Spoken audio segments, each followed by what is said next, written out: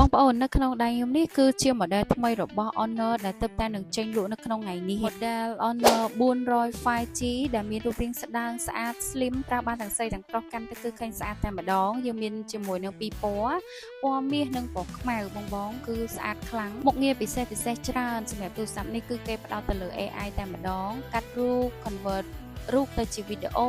និងមានមុខងារពិសេសច្រើនចំណែកឯថ្មវិញក៏កាន់ខ្លាំងដែរអ្នកទាំងអស់គ្នាទំហំថ្មដល់ទៅ6000មីលីអាំពែម៉ោងថ្មធំអញ្ចឹងបងប្អូនប្រើបានពេញមួយថ្ងៃដល់បាច់បាក់សាកថ្មចូលឡើង